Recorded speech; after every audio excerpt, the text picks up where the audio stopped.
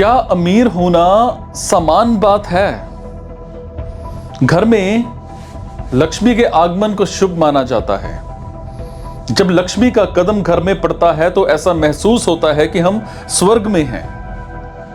घर से लक्ष्मी के प्रस्थान को अशुभ और अमंगल समझा जाता है। जब लक्ष्मी का प्रस्थान होता है तो हम गरीबी और ऋण से घिर जाते हैं और ऐसा लगता है जैसे हम नर्क में हैं। इंडिया में हम धन की देवी लक्ष्मी की पूजा करते हैं। वेदों और पुराणों में उनका बहुत उल्लेख है। वेद 3000 साल से ज्यादा पुराने हैं, जबकि पुराण लगभग 2000 साल पुराने हैं। एक साथ वेद और पुराण हिंदू ज्ञान के एक प्रमुख स्तोत्र का प्रतिनिधित्व करते हैं। वेदों में लक्ष्मी को श्री कहा गया है। वैदिक भजनों में उन्हें अनाज, सोना, गाय, घोड़े, लक्ष्मी या श्री के लिए बुलाया जाता है, जो बौद्धों, जैनियों और हिंदुओं के लिए धन, संपदा, शुभता और समृद्धि की सनकी और उनकी बेचैन देवी हैं। और लक्ष्मी को चंचल देवी माना जाता है। ये कभी भी एक स्थान पर स्थिर नहीं रह सकती हैं। चंचलता का गुण होने करके लक्ष्मी हमेशा अपने स्थान बदलती रहती हैं। अगर कोई इनको लॉकअप कर लेता है तो उसे बिना खुशी का लाभ प्राप्त होता है। वो समृद्धि से भी वंचित रह जाता है। उसे कभी शुभ लाभ की प्राप्ति नहीं हो पाती है।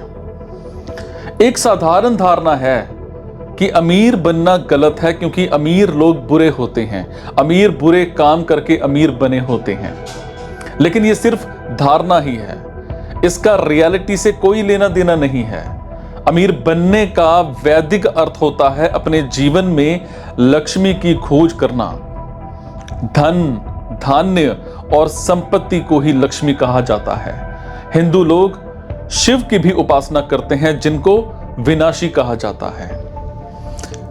क्या शिव लक्ष्मी का विनाश करते हैं? नहीं, शिव लक्ष्मी को पकड़ के रखने की भूख को नष्ट करते हैं। भूख क्यों जरूरी है? कामदेव सेक्सुअल डिजायर्स के देवता के रूप में जाने जाते हैं, लेकिन उन्हें कामदेव उससे कहीं बढ़कर हैं। वो भूख सभी जरूरतों और चाहतों, सभी तृष्णाओं और महत्वाकांक्षाओं के देवता हैं। काम हमारे मन में दूसरे के प्रति ईर्ष्या की भावना उपज करता है। जब कोई भी व्यक्ति अपनी काम को नष्ट कर देता है तो एक तरह से वो लक्ष्मी की कामना भी देता है। लेकिन इसलिए भूख होनी बड़ी जरूरी है। भूख ही हमें लक्ष्मी की तलाश कराती है। लक्ष्मी वो संसाधन है जो हमें जीवित रहने के लिए फलने फूलने में मदद करती है। काम हमें गरीब से अमीर की यात्रा करने के लिए प्रेरित करता है। आज के समय में पैसे को लक्ष्मी मानते हैं और हम पैसे को ऐसे चेज करते हैं जैसे पौधे पानी को चेज करते हैं। हिरन घास को चेज करता है और बाघ हिरन को चेज करता है। हमें जिंदा रहने के लिए, फूड के लिए, कपड़ों के लिए, मकान के लिए और ऐशो आराम के लिए पैसे की जरूरत पड़ती है। जीवन को भोजन चाहिए। भोजन सभी जीवों का प्राथमिक लक्ष्य होता है। लक्ष्य या लक्ष्मी शब्द से लक्ष्मी का विचार आता है। भूख ही हमें लक्ष्मी की तलाश करती है। लक्ष्मी वो संसाधन है जो हमें जीवित रहने और फलने फूलने में मदद करती है। वो वनस्पति धन, पशु धन, खनिज संपदा, भोजन, मवेशी और सोना है। आज हम उसे पैसा कहते हैं। हम लक्ष्मी का पीछा उसी तरह करते हैं जैसे पौधे पानी की तलाश करते हैं, हिरन ढूंढते हैं और बाघ हिरन की तलाश करते हैं। घास हमें जीवित रहने के लिए, भोजन, वस्त्र और आश्रय के लिए, सुख सुविधाओं के लिए धन की आवश्यकता होती है। भूख के बिना कोई उत्पादन नहीं होगा, कोई सेवा नहीं, कोई खरीद नहीं, कोई बिक्री नहीं, कोई बाजार नहीं, कोई महत्वाकांक्षा नहीं, कोई नया विचार नहीं, कोई प्रतिस्पर्धा नहीं या सहयोग नहीं, कोई विकास नहीं होगा। भूख हमें प्रेरित करती है, हमें प्रेरित करती है, हमें प्रेरित करती है, हमें भटकाती है। अगर हम भूखे नहीं हैं तो हम लक्ष्मी का पीछा नहीं करेंगे। या हम थे। उसके बाद देव पटनायक कहते हैं कि if we are not hungry we will not chase Lakshmi. Hunger is what helps human create culture and civilization. Kamdev और शिव की अनोखी कहानी है एक। काम के राख के ढेर करने के बाद शिव ने उस राख के साथ अपने शरीर को लिप्त किया। कैलाश के नाम से जाना जाने वाले पत्थर की ओर चल पड़े और पहाड़ के ऊपर उसे बंद कर दिया। उसकी कोई आंखें नहीं थी, भूख नहीं, कोई इच्छा नहीं, कोई सपना नहीं, कोई लालच नहीं, कोई महत्वाकांक्षा नहीं। उन्होंने एक शांत ध्यान की स्थिति में प्रवेश किया जिसे आनंद के रूप में जाना जाता है। पर्वत या पर्वत से जिस पर शिव बैठे थे देवी पार्वती के रूप में जानी जाती हैं, जिन्हें उमा और गौरी के नाम से भी जाना जाता है। उन्होंने शिव को भोजन कराया और उनसे विवाह करने के लिए कहा, लेकिन शिव ने भोजन नहीं किया। उन्होंने उनसे शादी करने से इनकार कर दिया। मुझे भूख नहीं है, इसलिए मुझे खाना नहीं चाहिए, मुझे कोई परिवार नहीं चाहिए, मैं शांति महसूस कर रहा हूं। तो माता पार्वती ने उन्हें याद दिलाया, आप संहारक हैं, और गायब हो गई। शिव को समझ नहीं आया कि उनका क्या मतलब है। जल्द ही शिव रोने और रोने की आवाजों से घिर गए। ये जोर से बढ़ते गए और उसकी शांति भंग कर दी। शिव ने अपनी आंखें खोली और खुद को पिशाच सा भूतों, बिना शरीर वाली आत्माओं से घिरा पाया। पिशाच को शिव के अनुयायी या गण के रूप में भी जाना जाता है। हमें खिलाएं, हम भूखे हैं, वो रोए। शिव ने चारों ओर देखा और दुनिया में कुछ भी जीवित नहीं देखा। अब काम के चले जाने से कोई भूख नहीं थी।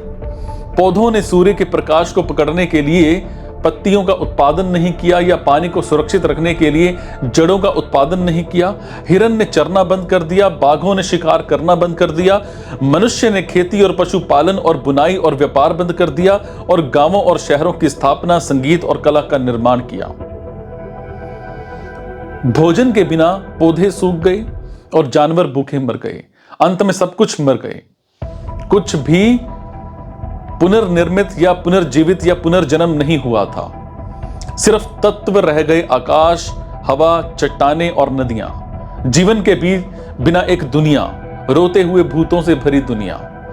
शिव ने महसूस किया कि भूख के बिना जीवन नहीं हो सकता। भूख खाने की लालसा पैदा करती है। भोजन मांस अन्नकोश में बदल जाता है। शरीर भूखा है क्योंकि मांस को जीवित रहने के लिए भोजन की जरूरत होती है। भोजन खोजने के लिए शरीर की आंखें होती हैं। भोजन तक पहुंचने के लिए शरीर के पैर होते हैं। भोजन को पकड़ने के लिए शरीर के हाथ होते हैं। भोजन ग्रहण करने के लिए शरीर का मुख होता है। शरीर में एक दिमाग होता है जो भोजन बनाने में मदद करता है। और मृत्यु के बाद मन जीवित रहता है। भूत भूख की स्मृति को बनाए रखता है, पिशाच के रूप में रहता है। भूत मांस के लिए भोजन और भोजन के लिए मांस को तरसते हैं। शिव ने महसूस किया कि माता पार्वती ने उन्हें संहारक क्यों कहा। जब उन्होंने भूख को नष्ट किया तो उन्होंने लक्ष्मी की लालसा को प्रभावी ढंग से नष्ट कर दिया था। इसीलिए खुद जीवन की लालसा, जीवन को फिर से बनाने के लिए, दुनिया को फिर से बनाने के लिए लक्ष्मी की तलाश थी। भूख की जरूरत थी। शिव ने पार्वती को मंगल, शुभ, परिवार और घर का निर्माता घोषित किया। उन्होंने उन्हें अन्नपूर्णा, भोजन की देवी भी कहा। वो पहाड़ से उतरे और उनका पति बनने के लिए तैयार हो गए। खुशी में माता पार्वती ने एक रसोई घर की स्थापना की और रसोई के चारों ओर एक शहर उभरा जिसे हम आज काशी के नाम से जानते हैं। पिशाच खुश थे। अब सवाल ये उठता है कि कौन गरीब है, कौन अमीर है। इंडिया में जिसको अपना भोजन बनाना पड़ता है वो गरीब है। जो खाना बनाने के लिए पार्ट टाइम कुक रखता है वो मिडिल क्लास है, और जो खाना बनाने के लिए फुल टाइम कुक रखता है उसे अमीर माना जाता है। Amazon CEO Jeff Bezos Lakshmi को अपने जीवन में आकर्षित करने के लिए हमें स्वर्ग यानी सुख सुविधा का लालच या इच्छा मन से निकालनी होगी। हमें भगवान इंद्र से ज्यादा भगवान विष्णु के क्वालिटी को अडॉप्ट करना होगा। भगवान विष्णु हमारे दुखों के सुख सुविधा को पहले रखते हैं, हमेशा दूसरों के सुख सुविधा को। वही भगवान इंद्र अपनी सुख सुविधा को पहले अहमियत देते हैं। बिजनेस के लिहाज से देखें तो अपने बिजनेस में रिपीट ऑर्डर लेने के लिए कस्टमर की नीड को समझना बड़ा जरूरी होता है और कस्टमर को सेटिस्फाई करना ही मनी को अट्रैक्ट करना है। अमेज़न के सीईओ जेफ बेजोस कहते हैं कि हमारा कस्टमर राजा है और वो जो ऑर्डर करेगा उसका ऑर्डर हमें हमारे सर आंखों पर। आज यही कारण है कि लोग ऑफलाइन दुकान पर जाकर भी अमेज़न पर प्राइस चेक करते हैं, तब उनको ट्रस्ट होता है। जेफ बेजोस मार्केट में भगवान विष्णु की तरह हैं। आज जेफ बेजोस के पास लक्ष्मी है।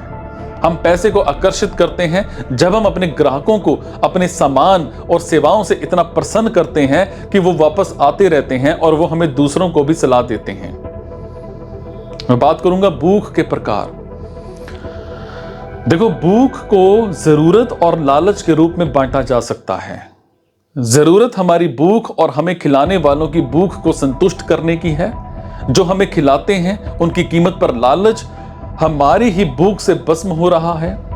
भूख के बिना हम लक्ष्मी को महत्व नहीं देते। हमारे पास जितनी ज्यादा लक्ष्मी होगी हमारा जीवन उतना ही आरामदायक हो सकता है। जरूरत आधारित भूख खुशी पैदा करती है। अमीर गरीबों की भूख को संतुष्ट करने में मदद करने के लिए काम करते हैं। लालच पर आधारित भूख झगड़े पैदा करती है। अमीरों द्वारा भोजन रोके जाने से भूखे को लगातार उन पर हमला करने के लिए मजबूर किया जाता है। अब बात करेंगे अन्नपूर्णा का सबक। अमीर बनने की चाहत का मतलब है कि एक आरामदायक जीवन का आनंद लेना और साझा करना, और यह बिल्कुल सामान्य है।